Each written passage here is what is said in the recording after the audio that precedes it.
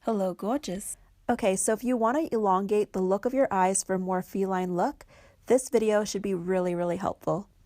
This eyeliner technique is inspired by what I've seen on Angelina Jolie. She's a great example of someone with very rounded eyes that uses makeup to lengthen the look of the eye and give a more almond shape. It's really sexy and also very easy to achieve. Okay, so my lids are more on the hooded side, but to give a little bit more depth, I apply a matte taupe shade or really any eyeshadow that's a little bit darker than your skin tone right into the sockets of the eye, which are typically higher than your actual crease, especially if you have kind of hooded lids.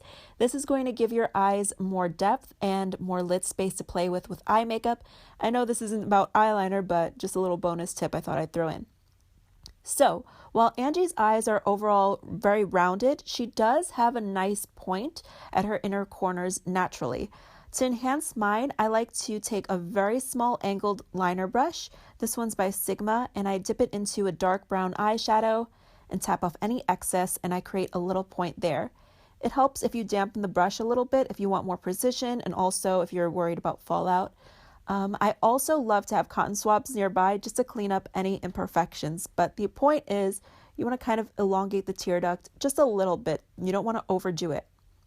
For a more natural effect, I'm going to use my other eye to show you that you can use something that's more along the lines of a taupe or again, any eyeshadow that's deeper than your skin tone, just to give that definition, shape, and the optical illusion, but it's not really going to really come across as makeup so much. I decided to keep working on the natural side just to show you that you don't always need to use extremely dark shades to line your eyes. The most important part of this is that I'm not lining all the way along the lid. Instead, I'm tapering outwards from the center.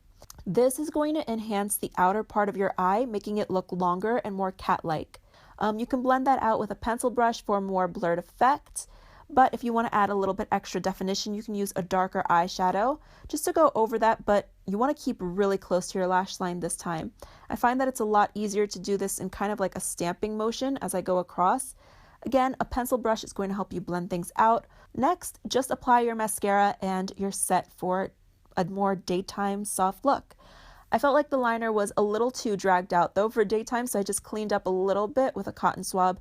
Again, so easy. This is why I love working with eyeshadows to line my eyes. It's easy and quick to fix things when you change your mind a little bit. Okay, so for a more dramatic nighttime effect, I'm pretty much lining the eyes in the exact same way from the center and out, but this time I'm using a much darker shadow. I started with a flat liner brush, a flat angled liner brush, just I like the angled ones better for me personally. This one is the MAC 266 by the way, and I applied a dark brown eyeshadow. First I blended a little with a pencil brush just for that more soft effect, and then I added a mix of dark brown and black very close to the lash line and blended a little bit again. It's so easy, it's almost foolproof to do this. I just find that it's so easy to work with eyeshadows. Whatever pigment was left over on my pencil brush from blending all of these shadows, I just gently traced along the outer third of my lower lash line and connected it to the top wing.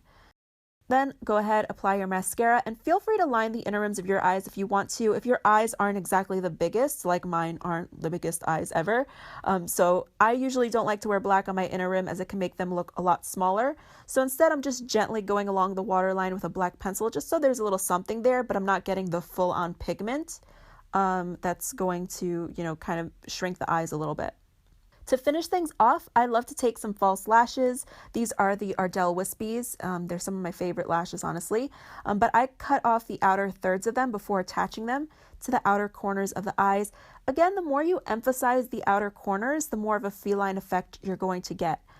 These lashes are great because they have a really thin, clear band, so they're not that obvious at all. And I just love how believable they look. So that's all for this video. I hope you guys enjoyed it, found it really helpful. If you have any friends that you think might like this video, please feel free to share it with them.